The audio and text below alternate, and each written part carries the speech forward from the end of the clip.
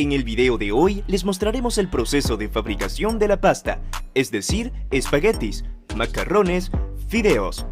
Desde el proceso de la selección de la materia prima hasta el empaquetado y sellado, entre otras cosas. Si te interesa saber más del tema, quédate con nosotros y vamos a ello. Número 1. Mezcla de ingredientes. Selección de ingredientes. Para hacer la pasta, los ingredientes principales son la sémola de trigo duro y el agua. La sémola de trigo duro es una harina que se produce al moler el endospermo del trigo duro, que es una variedad de trigo con un alto contenido de proteínas y gluten. El gluten es lo que le da a la pasta su textura masticable y elástica. La sémola de trigo duro se produce al moler el endospermo del trigo duro, que es una variedad de trigo con un alto contenido de proteínas y gluten. El agua es necesaria para formar la masa. Medición de ingredientes. Los ingredientes se miden con precisión para asegurar que la proporción correcta de sémola y agua se utilice para hacer la masa. Para la mayoría de las recetas de pasta, la proporción es de 1 parte de sémola por cada 2 partes de agua.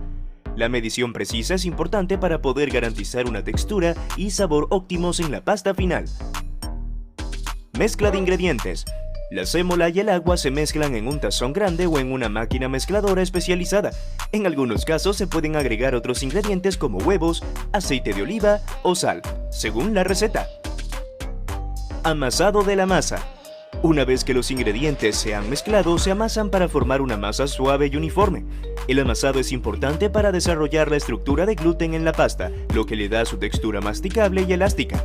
El amasado se puede hacer a mano o con una máquina mezcladora especializada. Reposo de la masa. La masa se deja reposar durante un periodo de tiempo para poder permitir que el gluten se relaje y se desarrolle completamente. El tiempo de reposo puede variar según la receta y el tipo de pasta que se esté haciendo.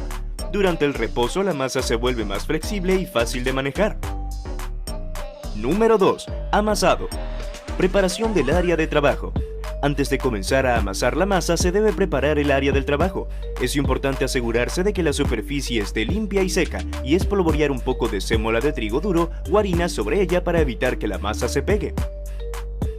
Formación de la masa.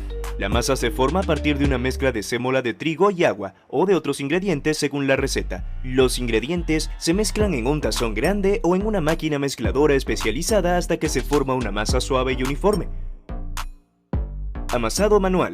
Si se va a amasar a mano, se toma la masa y se coloca sobre la superficie preparada. Luego se presiona con las manos para extenderlo un poco. Se dobla la masa por la mitad y se presiona de nuevo con las manos.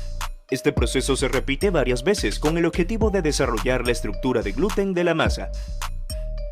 Amasado con máquina. Si se va a utilizar una máquina de amasado, se coloca la masa en el recipiente de la máquina y se ajusta la configuración según la receta. La máquina amasadora mezcla y amasa la masa de forma automatizada para obtener la textura adecuada. Control de la textura. Durante el amasado es importante controlar la textura de la masa. Si se siente demasiado seca, se puede agregar un poco más de agua. Si se siente demasiado pegajosa, se puede agregar un poco más de sémola. Es importante tener en cuenta que la textura de la masa puede variar según la receta y el tipo de pasta que se esté realizando. Número 3. Reposo. Preparación de la masa. Después de haber amasado la masa, se cubre con una envoltura de plástico o un paño húmedo y se deja reposar durante un periodo de tiempo. El tiempo de reposo varía según la receta, pero generalmente oscila entre 30 minutos y 1 hora. Desarrollo del gluten. El objetivo del reposo es permitir que la masa descanse y que el gluten se desarrolle completamente. El gluten es una proteína que se encuentra en la harina de trigo y es responsable de la elasticidad y la textura de la pasta. Durante el amasado se crea una red de gluten que le da a la masa su estructura. Si se corta o se cocina demasiado pronto, la pasta puede resultar dura y poco tierna.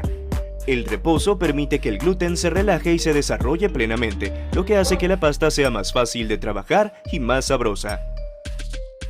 Conservación de la forma. El reposo también ayuda a la masa a conservar su forma. Si se corta o se moldea la pasta inmediatamente después del amasado, puede deformarse o perder su forma. El reposo permite que la masa se estabilice y tome la forma adecuada. Sabores y aromas. El reposo también puede permitir que la masa desarrolle sabores y aromas más profundos. Si se utiliza harina de trigo duro, por ejemplo, el reposo puede permitir que los sabores y aromas de la harina se intensifiquen y se desarrollen. Número 4. Extrusión. Preparación de la máquina de extrusión. La pasta se puede extruir con una máquina especializada que tiene una tolva y un juego de moldes intercambiables para poder crear diferentes formas a la pasta. Antes de comenzar se prepara la máquina, se ajusta la configuración y se selecciona el molde adecuado para la forma de pasta que se desea producir. Preparación de la masa. Se toma la masa que se ha amasado y reposado previamente y se coloca en la tolva de la máquina de extrusión. Se asegura que la masa esté bien compacta y uniforme para evitar que quede aire en la masa. Extrusión de la pasta. La masa se empuja a través del molde seleccionado por medio de un tornillo o un pistón que ejerce presión sobre la masa y la empuja hacia afuera a través del molde en la forma deseada.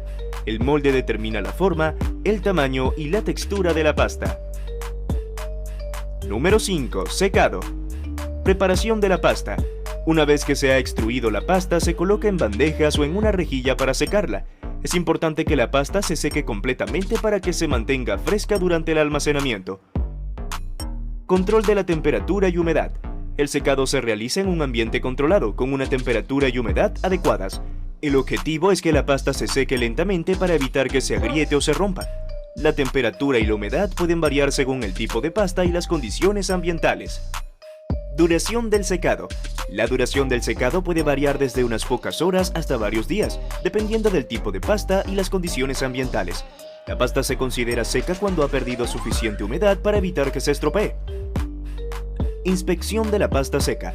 Durante el proceso de secado se debe inspeccionar regularmente la pasta para asegurarse de que esté secándose uniformemente y no se esté pegando. Si se encuentra pasta pegada, se debe separar suavemente para evitar que se dañe. Almacenamiento de la pasta seca. Una vez que la pasta está seca, se almacena en un lugar fresco y seco hasta que se utiliza o se vende. La pasta seca tiene una vida útil más larga que la pasta fresca, pero aún así es importante consumirla antes de la fecha de caducidad. Número 6. Envasado. Preparación de los materiales de embalaje.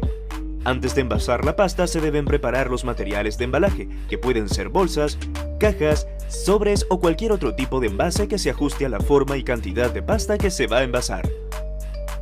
Peso y medida de la pasta. Una vez que se ha secado la pasta, se mide y se pesa para asegurarse de que la cantidad sea la adecuada. Se utilizan básculas y medidores precisos para garantizar la calidad y cantidad del producto.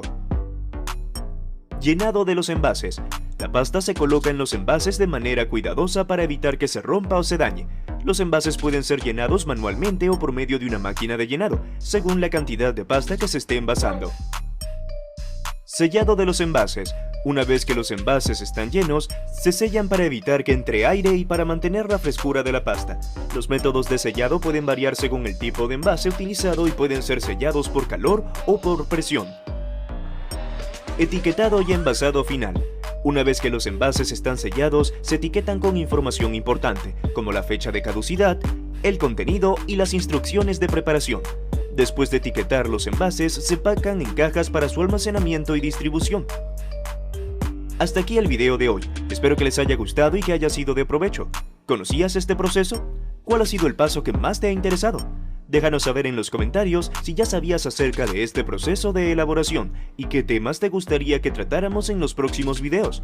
Si te ha gustado este video y deseas seguir viendo nuestro contenido, dale like y comparte con tus amigos. Te esperamos en un próximo video. ¡Hasta la próxima!